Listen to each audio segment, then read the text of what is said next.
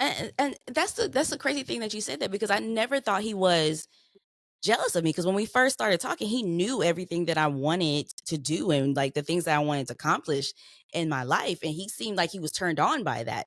But So that's it's like, bait, hook, and switch. yeah, That's like, let me bait her, let me hook her in, and then once I get into her path, let me diminish all of those feelings that she has towards it and tell her that it's not feasible.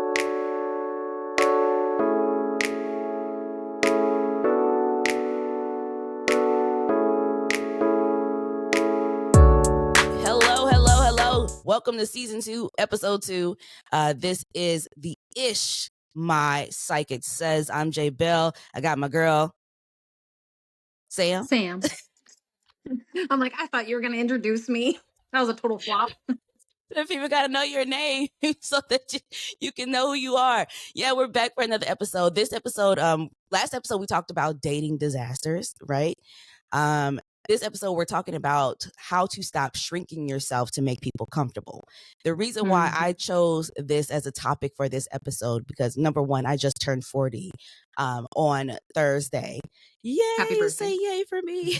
With my little thing, I got a little sound fix. People are gonna be like, "What That's the cute. hell?" I No, that's turned cute. 40, and I say this is a perfect time to do this because this is something that I have been doing for years, and it's taking therapy and Sam to unravel me, to say the speak. It's not even just a problem you have. It's a common society issue. Yeah, yeah, we do it. We all do it a lot, and then we rag on other people that do it, and saying that you need to stand up. But I'm like, are you doing the same thing? Like, how can you talk about somebody else? So, a couple of questions. I know people are gonna be like, well, what are they talking about? Like, think to yourself: have you ever dimmed your light so others wouldn't feel insecure? I know I have.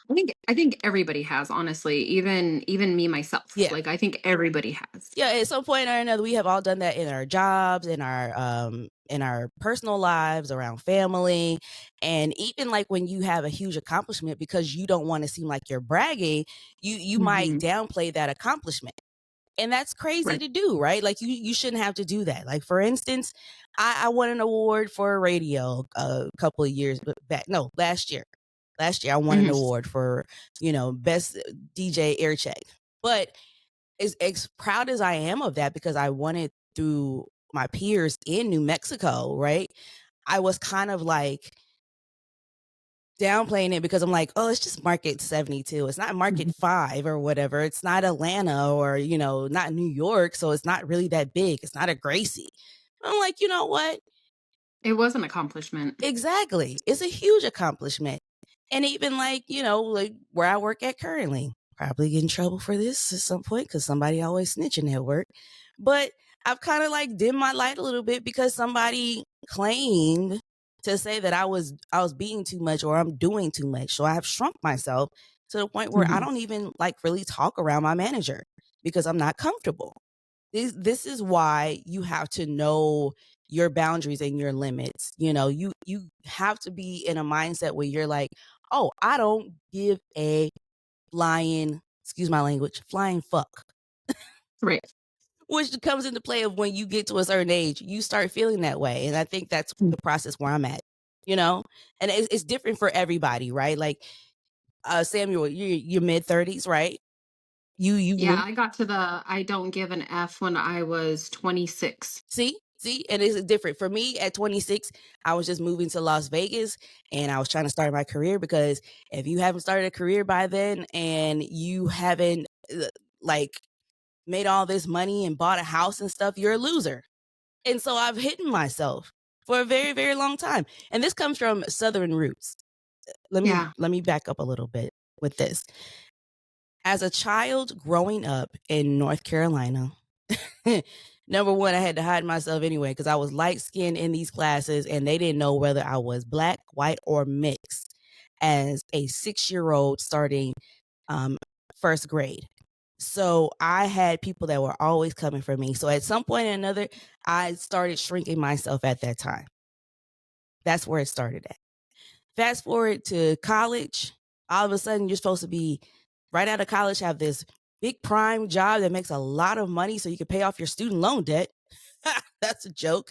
Um, and then The American dream. right, exactly. And then if you're getting ready to turn 30 and you don't have kids and a husband and a house to live in and a two income, relationship, you are a Spencer and you're a loser. That's Yeah. that is the tale that they would tell you in the South that you are if you're I not think those that things. tell is everywhere because even where I grew up, that was a thing too. And I feel like it happens like that in those places in because you're from Albuquerque, I'm from Winston-Salem. They are similar, believe it or not. They are very similar. Um, it comes from because of that, even though they're kind of like big, they're considered like big cities, they have that small town feel, Yeah. you know? Small mind mentality. Exactly, exactly. So they push that on you. Like, matter of fact, my dad the other day, he said to me, I was talking to him because I'm like, I really want to move back east. I do. As much as I love living on the West Coast, I hate the desert. I'm so over it. I have had enough of the desert, but I wanted to move back east. My dad was like, well, if I had known you were going to stay out there for so long, I never would have bought a house. Why not? You don't know when I'm moving back. Like that's crazy to say. Like, we don't, like, literally, he brought up my old plans to me. He's like, you said you never wanted to be broke. You said you were always going to try to make money and you're going to make sure you have money all the time. I do have money all the time. It's just things keep getting more expensive as I get older. So in these cases, my point is like in these cases, sometimes I feel that small feeling of myself, so I shrink myself and hide myself, and it's like very, ugh, I'm tired of it. I want to be Hmm. big and bold. I'm tired of being that little 6-year-old girl or that little 23, 24-year-old girl that moved to Las Vegas trying to make her dreams come true by a certain deadline. Otherwise, I'm just complete fuck up. And I Right. don't want to deal with that. And even in certain situations, like we'll say in relationships, we both been in relationships where we had to shrink ourselves. We Oh had to yeah. hide ourselves, you know? I mean, if you want to talk about yours a little bit, because I'm not going to talk the whole entire time. Yeah. I'm like, I'm just listening to you until you're ready for me to participate. Yes, So because I'm trying to just make sure people get the whole thing, get the story in. yeah. But Sam, you have No. you have situations where, like in your childhood and in relationships, that you probably had to shrink yourself in order to feel comfortable, right? Uh, yeah, mine was a lot different because I grew up a psychic and a medium. So the dynamic was completely different than most kids. I never had to shrink myself with my family, but I had to shrink myself with outside people because I thought everybody was able to do what I was doing. And when I found out that none of my friends were doing it and none of the people around me were talking to the dead or knowing what was going to happen from moment to moment, I did. I just wanted normal, whatever normal society was. I wanted it. So there was a lot of times when growing up like that, I would, like you said, like I would just kind of dim that light. So I can totally understand with all of that, with talking to your dad and like with wanting to move and with things in your career path that were big moments that you were just like, it's not good enough. I understand that completely. My mom's family growing up was a little bit strange when it came to success. My dad's family, they didn't care as long as you were healthy, happy. So with my dad's family, growing up with them, never felt like I had to shrink myself. With my mom's family, they weren't around enough. So Mm, it was like my grandma was very cling to who had the most opportunity in front of them, such as, oh, my uncle's wife was a doctor, so she was like so in love with my uncle's wife because, oh, she's a doctor, she knows mm, things, right? Whereas my mom married Mexican American and was kind of deemed like, oh, you went to the hood to go get your husband, because they're prominently white upper class people. So watching my mom dim her light constantly was a struggle. But as a child, when you recognize that, because like I mhm, think we both have recognized our parents doing it in their relationships or even in their social society, mhm, um I feel like more than likely I had those experiences very early on where I got to a point in high school where I was like, why am I dimming this? Why am I hiding it? Why am I pretending like it doesn't exist? It's obviously something that is like second nature to me. And I stopped. And then in my 20s, I was like, I don't care. I don't care what anybody thinks about me. So then I got out of it right away. And I think part of my whole job is wrapped around getting people to stop doing those self cycles or those self sabotaging cycles. So I think mine was more with trying to fit in with peers. It Mhm. wasn't like a keeping up with the Jones like most people, but it Mhm. was very much like, how do I stop this from happening so that I can have normal life like my friends? Mm. Yeah, I It had was a different. yeah, I had a little bit of that and a little bit of keeping up with the Joneses. Like, Yeah. not saying that I grew up around rich people. I didn't. I grew up in middle class. Um, but because my dad was the type to just he I hate to say this, but he was more of a financial supporter than an emotional supporter, you know? And so if I mean, obviously, if I did good in school or whatever, I got gifts or whatever. And then when I was bad, I got my ass whipped. But I Hmm. also think he was trying to make up for my mom not being around. And I had Hmm. something similar with the whole like having to dim myself because of a family member. Um, one of my aunts, I love her dearly, but I don't talk to her because she's always made me feel low about myself. Oh no, no, no, no, don't say that. Okay. Anyway, she's always like made me feel low because of career choices or the school I decided to go to. So when I decided Like to it go wasn't good enough. It wasn't to her standard. exactly, or like in the case of when I decided to go to A&T in Greensboro back home, and I announced it to like my family, the first thing that came out her mouth was, "Oh, you going to school because of my high school boyfriend, who I wasn't even with." Oh, she was trying to make it seem like you were just following someone. Exactly, exactly, and that's something that always pissed me off, so it always started there, and then the Hmm. career I chose when I decided to be in radio, and I decided to pursue it full time, and so I was like, "You know what? I don't know exactly where to go, I just know Charlotte's not the place for me anymore, and I need to move on." I decided to move with my mom to Las Vegas, this was back in 2009, and so I was like, you know, I also wanna go back to school. And I wanted to work on a bachelor's so I can go and get my master's, which I did not get because I was like, I'm fucking over school now. Um, so when I decided to move to Las Vegas, my mom Hmm. told my aunt, her sister, and she was just like, you know, everybody was like so against it. Why are you going? You don't need to go there. That's not a good idea. Da, da, da, da, da. I was like, whatever. I'm doing it. It feels like you always had someone kind of telling you how to live your life. It always. And so when I decided to go back to school to get my bachelor's, my second bachelor's, she was like, "Well, you don't need to go to school full time. Just go part time and get a real job." What's a real job? You know what? I heard that same thing growing up. What's a real? Like, Yeah, it's like like how are you just gonna be like the festival queen? right.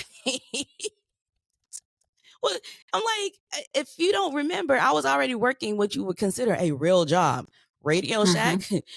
I worked at a public access TV station. Like the list goes on. I worked at But Exxon why gas does station. why does why does society think that corporate America is real jobs? Why do they dim the light on entrepreneurship or self motivating roles in society as not real jobs? I think it's fear that it's not a real. Well, you got to think about this. A lot of our parents, aunts and uncles, they come from a different generation. Whereas, like, if you're not making a regular paycheck every 2 weeks and have insurance that's already paid for, that you're going to But nobody completely can fall even apart. afford insurance anymore. Or insurance doesn't really pay for nothing. No, you're paying like $1,000 a week for full coverage to pay a $7,000 deductible before you even get seen. And you still got to pay like or in my case, I still got to pay like a $30 copay to go to the doctor every single time. Like, why am I Yeah. paying you all this money for insurance and I still got to pay a copay? Yeah, I know. Yeah, like It it's just doesn't it's make a huge sense. scam. But yeah, like she was just one of those ones that no matter what I decided to do, she had to put a dimmer on it. And then I had feel the like she nerve to was tell jealous of me, you. She was jealous of your freedom. She was jealous that you were able to live your life freely without any person involved. Like you weren't a teen mom. You didn't have kids like a young age and you weren't trapped by a man. Like you had freedom. Yeah. So it sounds to me that a lot of that downplay was probably envy or jealousy over something that she could never. Well, if that's the case, then she probably jealous of my mom too, because Oh yeah. she's so hard on my mom all the time, and my mom Yeah. has gone through so much. She doesn't. My mom doesn't necessarily dim her light, but she seems to kind of like back off when my aunt is in play. Like she Yeah, won't. she doesn't have like that boundary. Yeah, like she's trying Yeah. to get it now, which I'm proud of her for that. But for the longest time, she just like let my aunt kind of verbally attack her, and I'm like, I'm glad she hasn't done that when I was around because it would be a problem. Right. Straight up problem because I've been waiting, to have a reason to go back and forth with her. So I keep my distance from her because everything that I have ever done, she's always disapproved of as though I asked for her approval. So with that, I've had to back off of her. But Yeah. it's also a big thing just around that side of the family because I never felt like I was good enough. For instance, like I love my twin cousins. We were born a year and a month apart. So we're all Leos. They are great. They're awesome. Great men, great fathers. And one of my cousins is married now. He's a great husband. But somehow they became the poster boys of our family because they have all these things. Now, mind Right. you, and I love their mother, who's also my aunt. She's not really she's not married to their dad or anything like that. I just known her since I was a baby. Uh, but she had to put her foot in their ass in order for them to do something. So after Right. high school, they didn't want to go to college. They didn't want to do anything. She told them, you either got to get a job or you're going to go to school, but you're not going to be laying up in my house for free. So they ended up going to college. Now, the way they did it is they went to junior college and then they went to USC, the school I wanted to go to. Nobody gave me that stuff. I had to I was already like, I'm going to school, I'm going to college, I'm doing this, I'm doing that. Like, I'm doing all these things. But yet, when I was talking about going to college and I actually was doing it, going to full 4 year. I didn't do community college and then go on, which I wish I would have, but um, I didn't do that. I went straight into university. So my situation was, oh, they all thought I was going to drop out of college right after my first semester of freshman year because my high school boyfriend was leaving. And I was like, No. exactly. Matter of fact, and You then I know, I went on to finish and got a yeah. second. Yeah, I and then think when I it's got a really I second think it's degree. relatable. Yeah, but I think what's crazy is I did all that to prove them wrong. Like it wasn't like for me per se. Like I'm glad I got my degrees. I got yeah. tons of student loan debt, but it was more of a I'm doing this to prove you guys wrong that I am not who y'all say I am. You know, I do a lot of readings, and that's one common thing as a psychic that I can talk about is that a lot of women, it's usually more women than men. A lot of women will come forward and they're like, "Yeah, I just don't have the proper support. Like, I have these family members who are downplaying this experience, or they're telling me that it's a waste of my time, or it's a waste of energy, or I should be at home taking care of my parents, or I should be doing all of these other things in a caregiver role. Like, why are you going back to school? Why are you doing this? Why are you doing that? Why aren't you doing more for your family?" And I think that, like, as a woman, I think that we have a lot of that stigma from our older generations that are still within our family member groups that Mhm. are like, oh, well, let a man go be and let a man do anything, but keep the daughters at home and make sure they cook, clean, and take care of everybody. And I don't know when that's going to change, but from your story and how it definitely resonates to a lot of other people's experience with having a family member, it's always a female family member too, Mhm. downplay who they should be in society. I think that that's like a common ground of, hey, like this is something that needs to be evaluated and change. And we all have something in common with having a family member that is like, yeah, no, what you're doing is not going to pay your bills. What you're doing is not going. It's like, are you? Are you a supporter or are you a hater? That part. It's funny that you said that because every time I talk about how someone acts towards me to the point where I have had to shrink myself, it's always, Mhm. well, I get this sense that they're jealous of you, that they're hating on you. But I'm like, why? We're all like, we're all in this boat of trying to achieve our dreams or trying to accomplish things that we've always wanted to accomplish. There's no reason to be jealous of another person um, in their journey because you probably really don't even know what they've been through to get to where they are now. You know, Mhm. like the many jobs that I've had worked. Every time I'm in a different market since I started this journey, bro, I tell you, and I kid you not, is always another female. Or in the case when I was working in Las Vegas at a station, it was a female and a guy that were both jealous Mhm. or hating on me or whatever, to the point where they tried to block me out.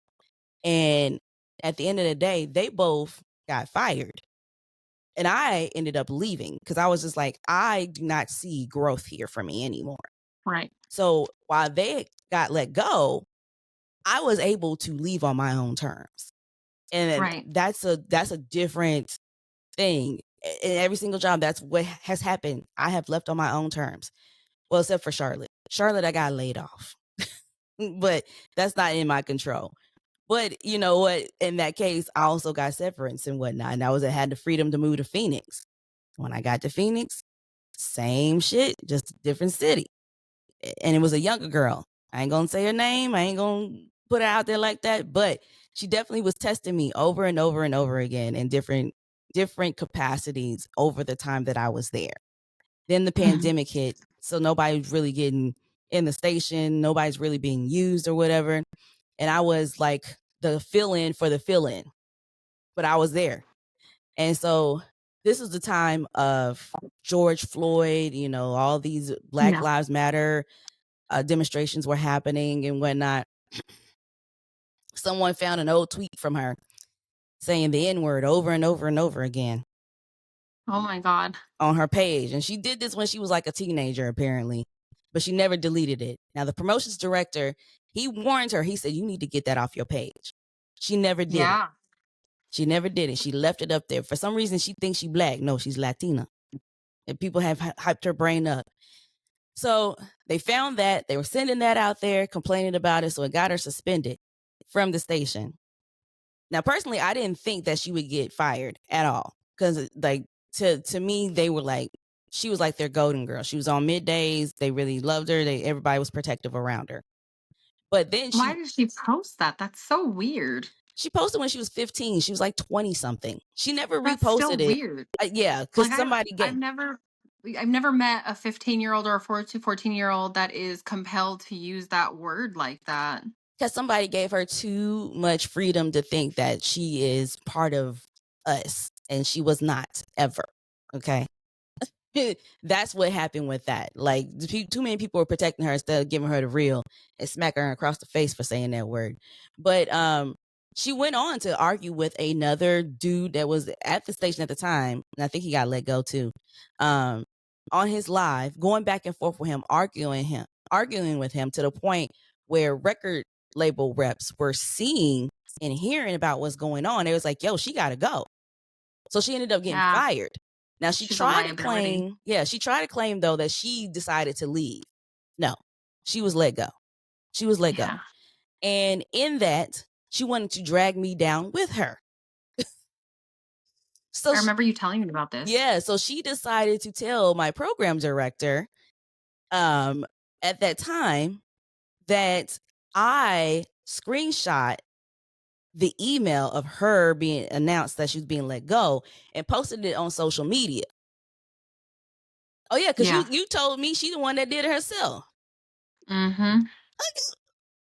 And I was like, "Are you serious? Why would I even bother to do that?" Like, Yeah. People become delusional, especially in the work environment. Some work environments are awful. You'll always be faced with one or two people that for no apparent reason just doesn't like the way you breathe. It's another common thing. Or you're just, piping along, you're just doing your job, you're just trying to, make your money. And there's always somebody in the same area who, if you don't like put them on a pedestal Mhm. or baby them, or they're the master of the puppets, then automatically you are part of their problem, and then they want nothing to do with you too. Yeah. It's weird how that happens. And when we were kind of going over like what this episode would be about, it's like, I agree that it's conditioning. I agree that some of this small mindedness that we do develop with time Mhm. comes from, we're just raised to think that we are not capable of having, but we're told we're capable of achieving it all. Yeah. But then when we are out there trying to grab at that, then we have the same people telling us in youth, like, "Oh, yeah, dream big, but don't dream too far. Don't Mm, dream too yeah. big." And then when you're actually doing it, they're like, "Oh, who are you involved with that's getting you here? Who's doing it for you? Mhm. Who's helping you along the way?" And Yeah.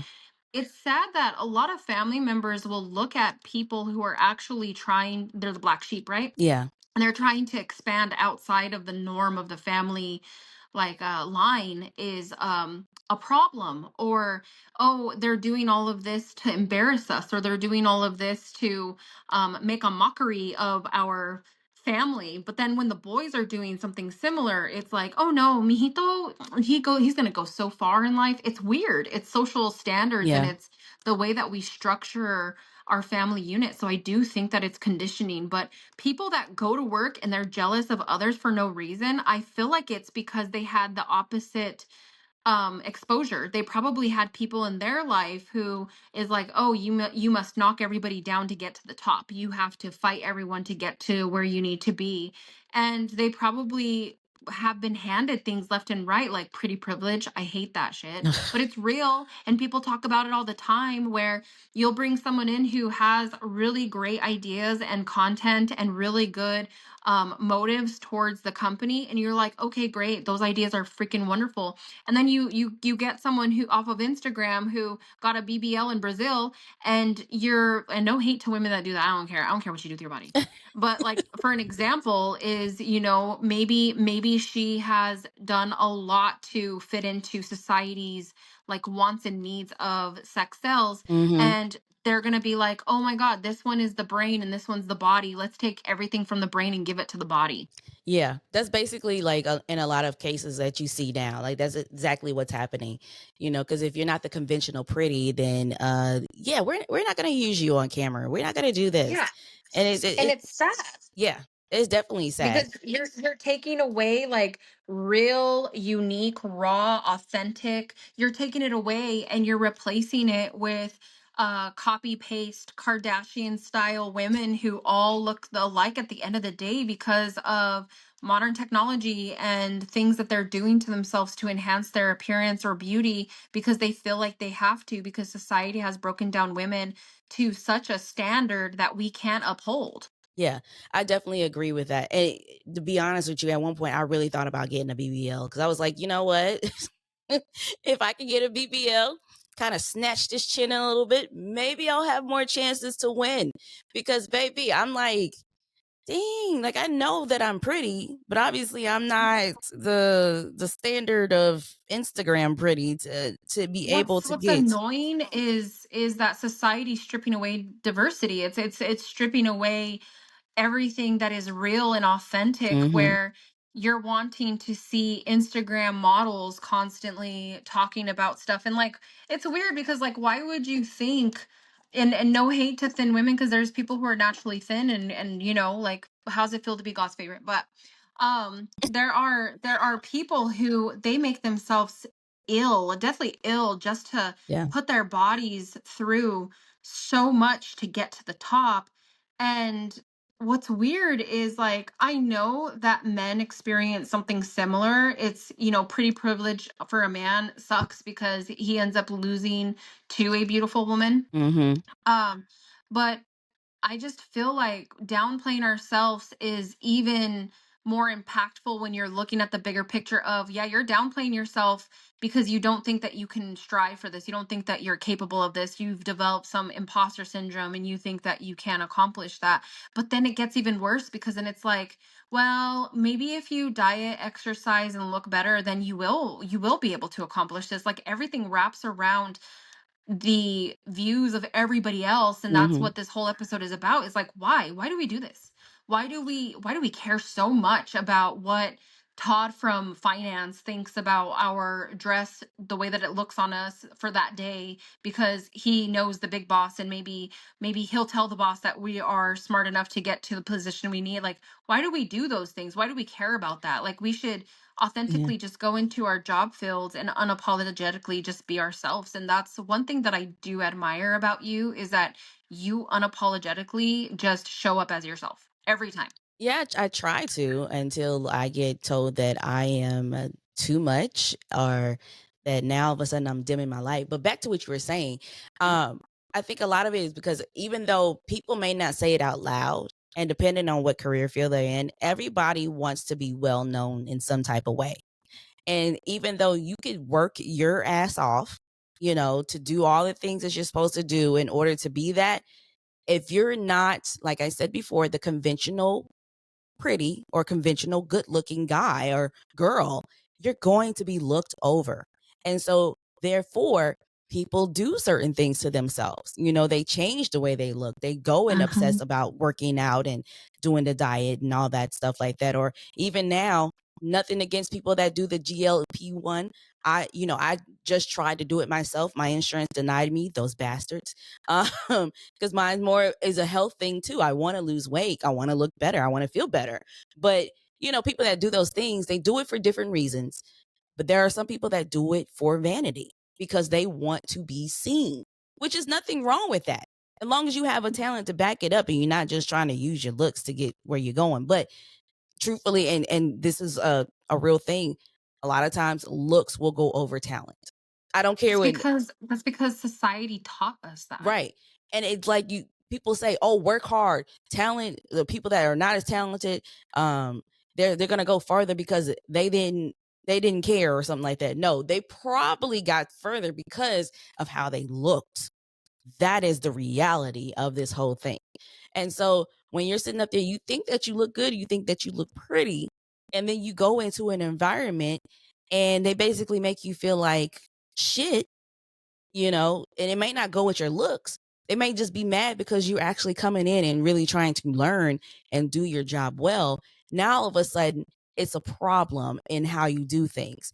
Like, Yeah. even like in my current position right now, um, I was going into these work meetings and all that stuff, and I started speaking out, trying to help put a story together and put some ideas out there, and all of a sudden it's like I'm being looked at as though I'm crazy.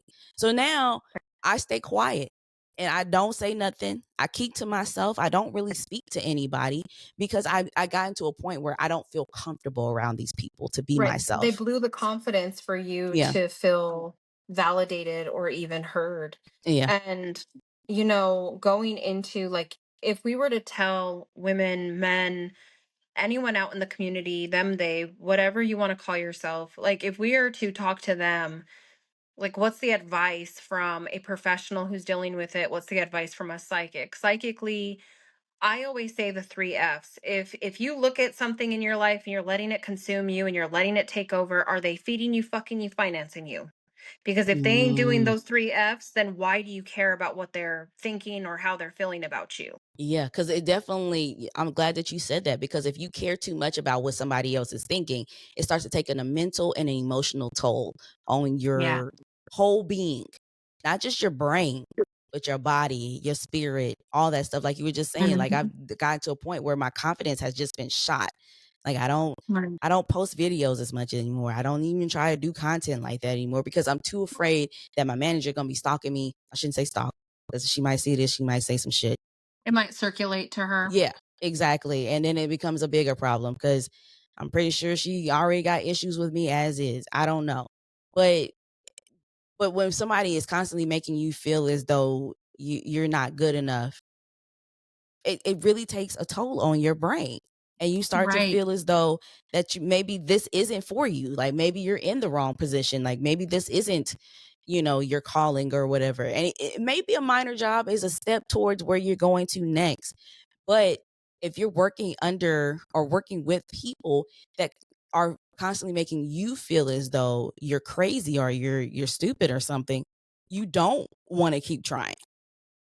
Right. And then the constant anxiety of having to go back to this job every Monday, and then the feeling of like, oh, thank God it's the weekend. But then the weekend ends and you're starting to Hmm. feel the depression and the dread to go back. Oh my God, why are you in my brain, Sam? Because Because baby, that's common. That is so common with people who feel like their job does not appreciate them. And I'm not saying that your job doesn't appreciate you, but when you start to feel that way, there's no changing that. yeah, Like once a person feels that way, there's nothing that can change that unless the dynamic changes and the bosses come forward and they're like, hey, guess what? I appreciate you. You're doing some good stuff. That changes a person's mentality.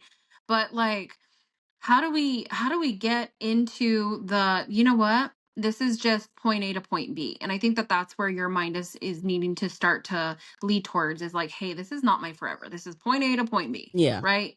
And you know that. And if people out there listening, if anyone's out there listening, they're going through the same thing J Bell's going through, and they're just feeling like, hey, like, in these jobs that I've had to shrink myself, I've had to diminish my character, I've had to take a big seat, take a step back, and that's just against who you are as a person. mhm, You have to be the one who makes that change. You have to be the one who aligns your stars. Like these people out here in the world are not supposed to pave the stones for you. yeah, It's you to pave the stones. And so if you look at your job and you're like, I'm miserable, then you need to start planning to get out.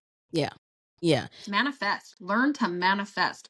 Make a little altar, put some little candles, ask to clear that energy. Write a note, read that note every day. There's people who will put like they'll do like little altars, and they'll put like a Jeep or like a car that they like love, like their dream car, and then next thing you know they're mhm, buying it. Like, mm, manifest these things. Put a job that you're really interested in, put it under a candle and burn that candle. And basically manifest, saying like, this is what I want. I want this position. I want this position. It doesn't matter where, what, when, who, mhm, why. Just write down a position of job that you want. Like maybe you're like, you know what, I'm gonna go high this time. I'm gonna be the general manager at Wendy's. I don't know. I'm just making up, right? it's Who just making cares? up for whatever. But like just making it up. Like maybe you want to be the general manager of the store that you're working at, or maybe you want to open up your own business. Write that down on a piece of paper, get a white candle, like a 7-day candle, and just like make a little altar space where you burn incense and you have a little bit of time to just reflect and have your little bit of a moment with yourself, and Mhm, burn that candle and manifest it and tell yourself every day, like, this will be mine, this will happen for me, this is going to work. Start changing those negatives into positives, because we can probably sit all day and chit chat like girlfriends and complain about everything in the world. That's how me and J Bell, we just can talk, talk, talk, talk, talk. yes, you can. That's what we can do. And her stories are great and everybody loves them. And I love her stories. That's why I sit back and I listen, because I'm like, all right, we're going into this. But if we're really going to make an impact on people out into the world who are listening, it's like, these are relatable stories. These are Mhm, real stories happening to real people. And we can sympathize. Like, people look at J Bell and they're like, oh my God, like, what problems does she have? She works for radio. She does all these things. She works in entertainment. She's telling you these stories. mhm, She is coming forward and saying, like, hey, it's catty. It's pretty competitive. It's pretty mean. It's pretty like socially like not accepted. Like, there's just so many standards that they withhold, and so many standards that they put over other people, and then other people get to pass and other people don't. She's mhm, living it. So just because you see someone who's like doing the social media, the radio, the entertainment, they are entertainment, don't think that they have it better. They have their own traumas and their own stories. And then I'm psychic and I work with people all the time. I've had experiences like that. Me and Jay Bell want to hear other stories. We want people to come forward and say, yeah, hey, I went through this and this is what impacted me and this is how I downplayed myself. So if anyone's out there and they feel compelled to write Jay Bell and write us on our episode about something that made you feel small, mhm, somebody, you don't have to name anybody. We don't do that. We don't have to do that. We don't have to have a witch hunt. But if you were ever in a career that maybe a boss, maybe a coworker, maybe someone in your family downplayed your success or downplayed your want to be successful, tell us about it. yes, we definitely wanna hear about it, we wanna know more about it. Okay, so we're back.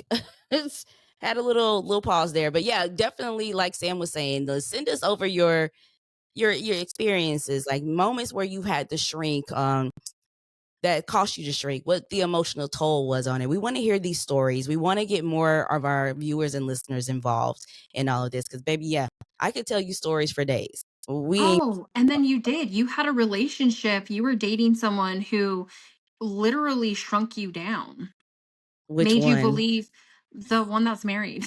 Oh, okay. I'm like, that's specific. That's Specific, Pacific yeah, Ocean. That's specific enough. right.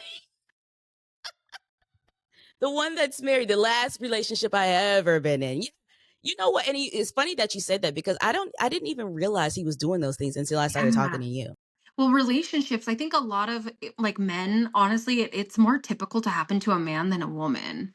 Mm, And a lot of times, yes, women will get downplayed if they are with someone who has like, those narcissistic traits where they just don't want to see anybody better than them. And I hate using that word or that term all the time because it's just overused. But yeah. like men will marry women or men will get with women and then they feel like they have to downplay themselves to make that woman happy or to accommodate, especially men who have workaholism or men Mhm. who definitely are doing more things with their career and their life path and then they end up settling down and then they have kids and then the wives are like, well, you're never here, you never spend time with us, you're not being a good enough father, you're not being a good enough so it does happen to men a lot. Mhm. With women it usually happens when you're with a man who's jealous of you, honestly.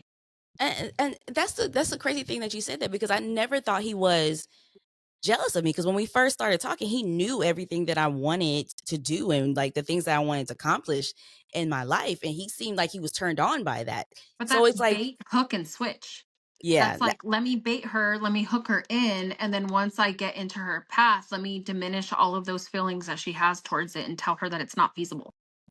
yeah, that came down towards the very end. Narcissist. Yeah. Well, now I don't know if he's happily married, but now he's married. Maybe she's pregnant.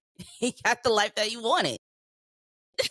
She's go ahead and say it, Sam. I have no words for that. No, I want to hear this. No, you gotta say it. Like, how are you going to be a married man contacting your exes for closure and healing? Meanwhile, married, like, you got married, closure enough. Well, I don't Like, talk to him anymore. I I know, think he but got. be so for real, guy. Like, you got married, there was your closure, you moved on. What are you doing?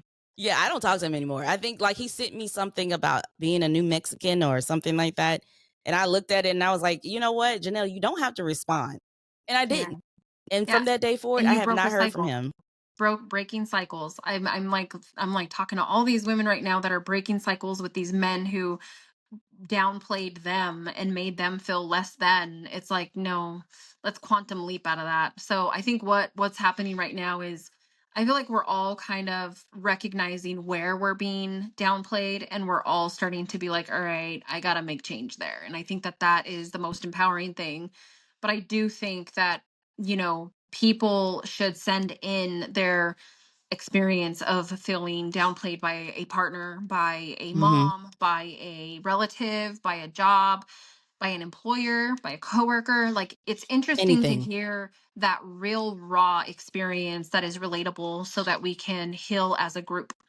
Yeah, definitely. Yeah, I definitely would love to hear you guys more of your stories, kind of chime in. Matter of fact, if you have any questions at all, like if you want to, we can do an episode of Sam just you got a question about your future, we'll have Sam answer about it or something of that nature. We want you guys more involved to get interactive here because yeah, we can't tell all of our stories because we might run out.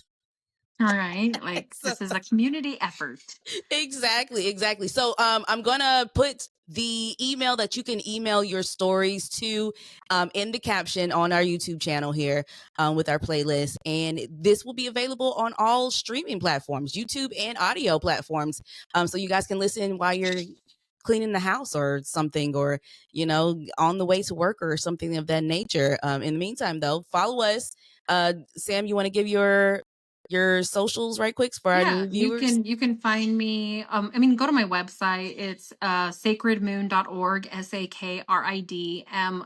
SAKRIDMOON.org. That's the best way to find me. My socials are all linked on the website. Yes. And then you guys, of course, follow me at JBell on air. Everything is the same. Until next time, guys, because Sam has to go live her family life. I'm And like, my birds are going crazy, and I'm like, stop it. yes, and I'm just going to sit on the couch now. Have a good I'm on. Sunday. Yes, it's a Sunday. I don't have to get up early. I'm single. I don't have to do none of that stuff. We'll see All you right, guys everybody. next time. Bye. Bye.